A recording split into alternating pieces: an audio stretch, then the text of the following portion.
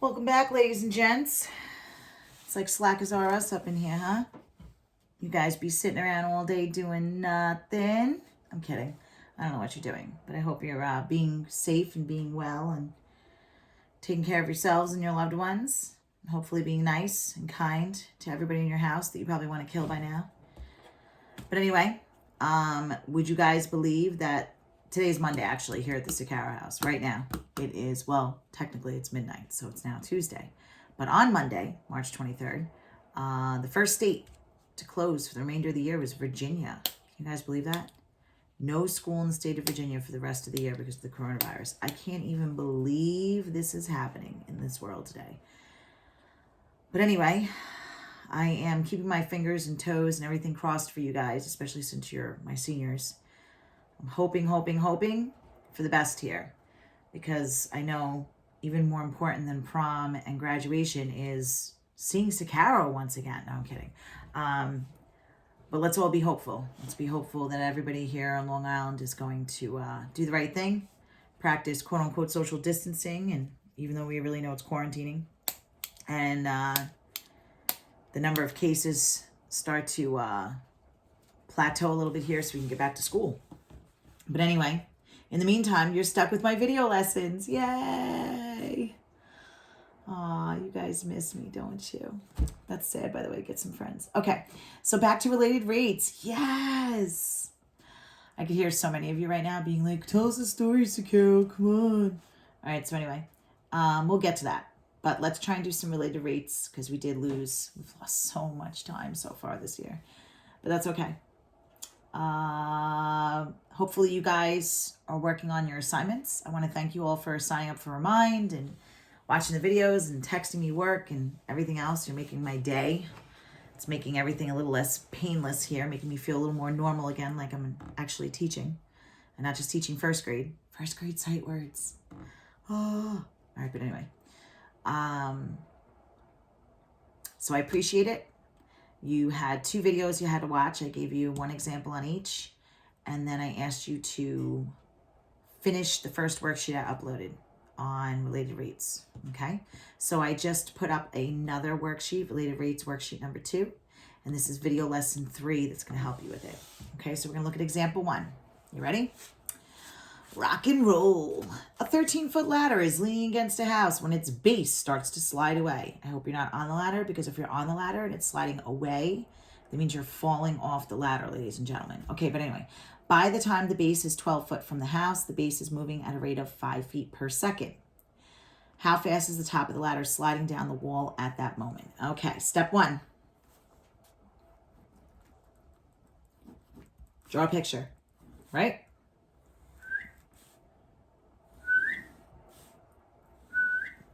Hopefully the wall makes a right angle with the ground. Otherwise, it would be like the Leaning Tower of Pisa. All right, so anyway, this is my wall. Believe it or not, this is the ladder over here, leaning up against the wall. And this is the ground. Okay? So we have, it's a 13-foot ladder. So where do I label the 13-foot? Left, right, or bottom? Left, right, bottom, left, right, bottom, left, right. Who's the ladder? Who's the ladder? Who's the ladder? It's the right. Very good. 13 feet. And by the time the base is 12 foot from the house, so where do I put the 12? Is it the left or the bottom? It is the bottom. It's telling you that it's 12 foot from the base of the ladder to the house. The base is moving at the rate of, okay, when we see rate and 5 feet per second, we know that it's not just the variable, it's what notation? Derivative notation. Okay, that's going to lead us into the next step. We know we want to find. Okay, so right triangles. Got to think 2 things. Bells and whistles should be going off in your head. Ding, ding, ding, ding. Is it Pythagorean theorem or trigonometry? Trigonometry. What's the game changer with trig? Who's the game changer? That's right, ladies and gentlemen. It is an angle. Do we know anything about an angle so far? Did they give us an angle or ask for an angle? That is a negative, so we are going to stick with trig. So trig, a squared plus b squared equals c squared, right? Okay, so we know b. What up, b? is 12 feet. We know C, the ladder, is 13 feet. They also give us a rate of change of the base, the bottom, the ground. Which letter represents the ground? What'll B? So how do I write the rate of change of B? What is your derivative notation for B? That's right, ladies and gentlemen. It's dB over dt.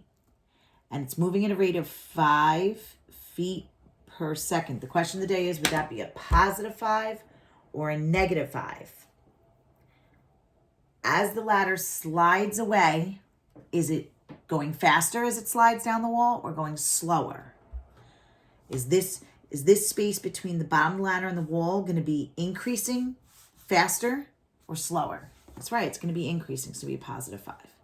Now, part A says, how fast is speed. How do you measure speed in your car? Miles per hour. So speed is another derivative. So they want to know the top of the ladder sliding down the wall. So they want the rate of change of this side. What side is that? That's A.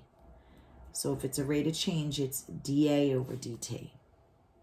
Okay, so draw a picture, label it. Step 2, we know we want to find. Step 3, I need a formula. Who do we say this is?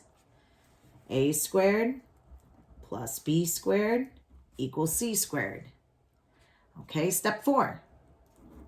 Take the, very good, let's take the derivative. So, if I have, what's the derivative of A squared? 2A, and then what do you write after it? dA over dt. Plus, what's the derivative of B squared? Very good. 2B, or not 2B, that is the question. dB over dt. And then we have C. Now, careful with C. Okay, if I take the derivative of C, it's 2C dC over dt. And why did I say careful with C? Well, let's start plugging in for a second. Do I know who A is? Do I have an A over here? A. No, I don't. But I know B and C, and I know it's Pythagorean theorem, so can I find A? Hell yeah. A little bit of side work. So I have A squared plus 12 squared equals 13 squared. So what's 169 minus 144? Hopefully I'm doing this right. It is 12 o'clock at night. It's 25. What's the square root of 25? 5. This is a 5, 12, 13. It's a Pythagorean triple, correct? All right, so I have, by the way, everybody's multiplying by 2, and I showed you this in video lesson 2. If everybody's being multiplied by 2, we can divide by 2 and drop them all. Okay, because if everybody's being multiplied by 2, then if I divide by 2, then you drop it like it's hot, and you have no more 2's left. You can only do that when every term has a 2 with it. So like, for instance, if you just had an A here and then it was 2B and 2C, you wouldn't be able to drop them like it's hot. So just be careful of that. Okay, so for A, we now know is 5. Do we know dA dt? Hell no, but that's what we want to find. So it's all good in the hood. How about B? What's up, B? What is B? 12, and dB dt is a positive 5. And what's C? 13. I don't know a rate of change of C. Do I need to know a rate of change of C? What is C? Who's C? C is the ladder. Is the ladder changing as it falls down? No. There isn't a rate of change of the length of the ladder. That side is not changing. The length of that side is not changing. It's not getting longer or shorter. So if it's not changing, we represent that with a 0 technically. Okay? Or if you just want to look at it and not get too technical with rate of changes, it's a 13-foot ladder, ladies and gentlemen. That's it. End of story. 13-foot ladder. So if I actually just plugged in up here, if I said, oh, hey, A squared plus B squared equals 13 squared, what's the derivative of 169? Just a number. I can see 7 of you right now looking at me like, huh? What's the derivative of 2? 0. So what's the derivative of 169? 0, okay? So no matter which way you look at it, if you look at it like, hey, this is a constant. It's constantly the same. It's not changing. And the derivative of a constant is 0. Or if you say to yourself, hey, if I actually went through and did the derivative and I'm like, oh my God, oh crap, dc over dt and dA over dt, what do? Where's Mr. Carroll? I need help. There is no rate of change because it's a constant. Are we okay with this, darlings? All right, so I have 5 dA dt's plus 60 equals 0. What am I going to do with the 60?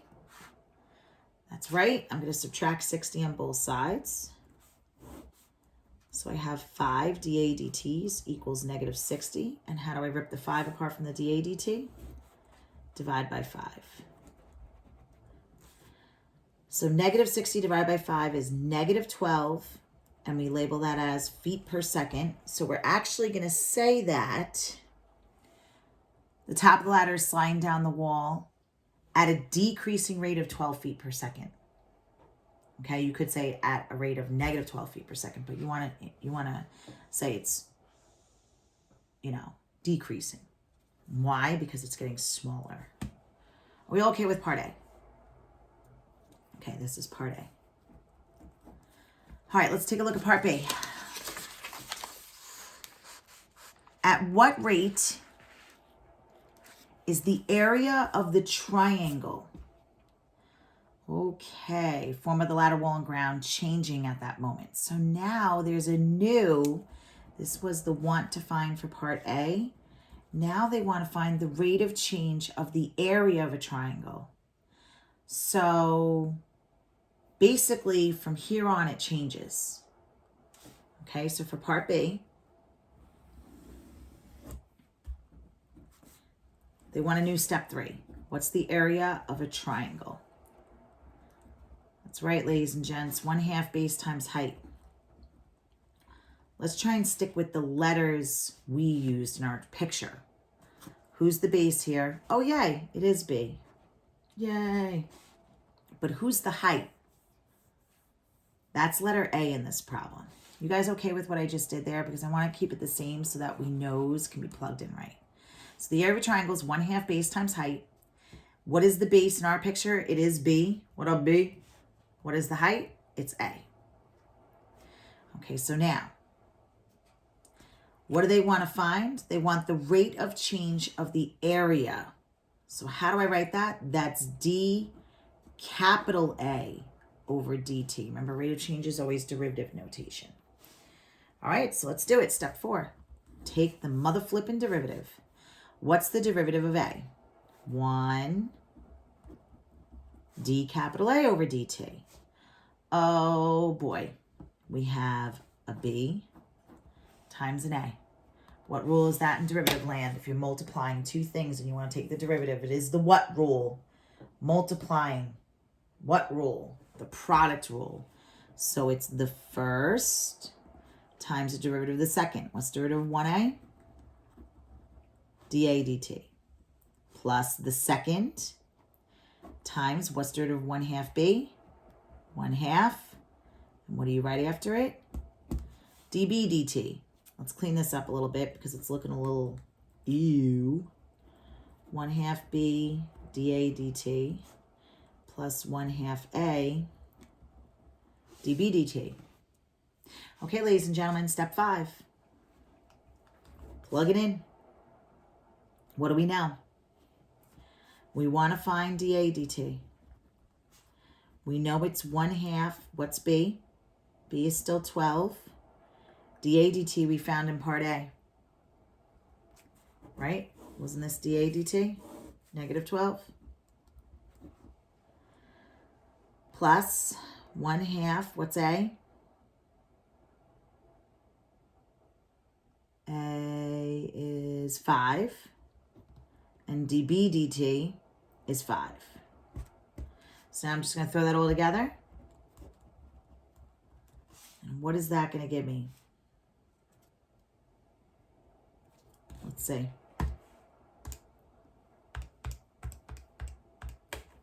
It's 12 times negative 12 plus 1/2 5 times 5. I'm getting something like negative 59.5, which is negative 119 halves. Does that sound about right? Feet per what? Second, but it's the rate of change of area, so it's feet squared per second. Just be careful of that. And again, it's negative because it's decreasing. The area is getting smaller. Are we okay with this, my dear darlings? All right. So, your assignment for video lesson 3, your homework, so to say. Homework is to finish part C of example 1 and example number 2. So part C of example 1 and example number 2. So if you take a look at part C, it says at what rate is the angle theta between the ladder and the ground changing at that moment? So ladies and gentlemen, it's between the ladder and the ground. This is theta. They just introduced an angle. So remember with right triangles, it's either Pythagorean theorem or trigonometry. Part A we used too. Pythagorean theorem, because we didn't know anything about a theta, about an angle. They didn't give us an angle, they didn't ask for an angle. Now they're introducing theta. So we are going to get tricky with it. Na na na na na na na. Na na na na na na, getting tricky with it. So you're going to want to find the angle. So remember, you could do opposite over hypotenuse, right? Because we know that this is 5 and this is 13. I'm sorry, opposite over adjacent. Let's do that, opposite over adjacent. Opposite over adjacent is 5 over 12, right? Okay. So that's what you're going to use. So when you set up C, I'm going to help you guys start it because I know you're getting tricky with it. This is a big hint to help you start. Now, what do we want to find? For part C, the rate of change of the angle. So that's d theta over dt. I need a trig function to take the derivative of. I need a new formula. Step 1 and 2 are the same.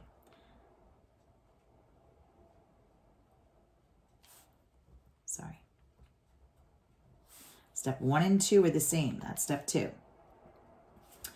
Now what's the formula going to be? So I said, if you look at the triangle, and I'll go back,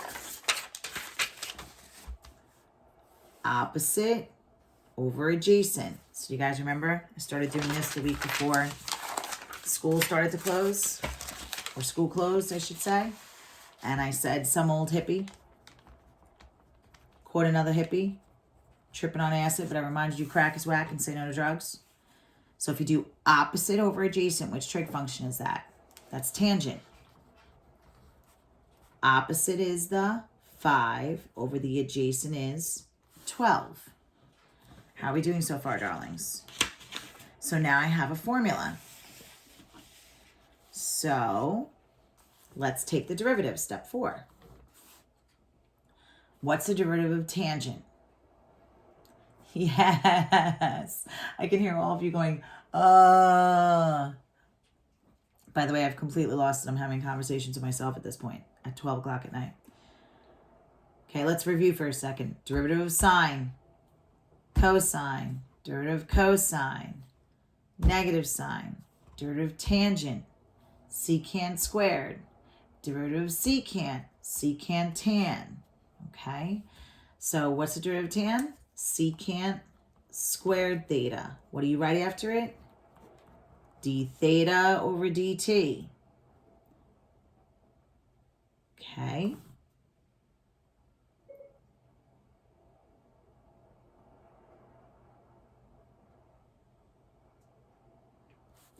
Now, so we know this part,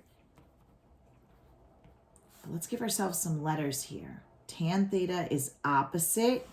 And in the picture, if we go back, the side that's opposite is the letter A.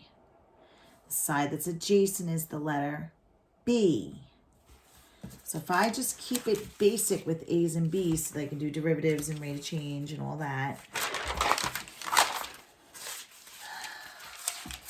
I have A over B, right?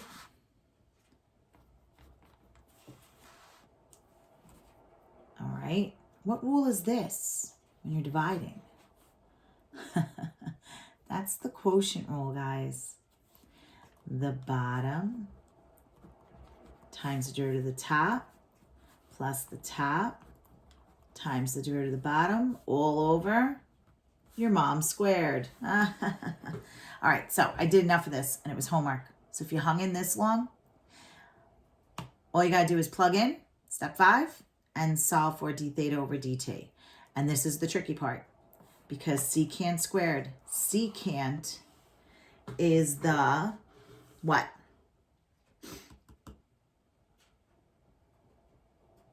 It's the reciprocal of who? Cosine. So you got to figure out cosine first. So how the hell do I do that? Tan theta is 5/12. So I need cosine theta. So go back to your picture. What's cosine? Some old hippie caught another hippie. So adjacent over hypotenuse. So what's cosine? 12 over 13. So if cosine is 12 over 13, then what's secant? What do you do with it for reciprocal? Very good. You flip it, 13 over 12. But then you just have to be careful because when you plug it in, it's secant squared. So you want to square that mofo, which actually ends up being 169 over 144. Okay, so this is a little side work here to help you figure out secant squared theta. So this, you're going to substitute the 169 over 144. And then everybody else you know, plug it in, solve for d theta over dt. Try example 2. I did way too much work for you as always. But I love you, my darlings. I hope all is well. Be safe. Wash your hands. Take care. Brush your hair. Peace out, homies.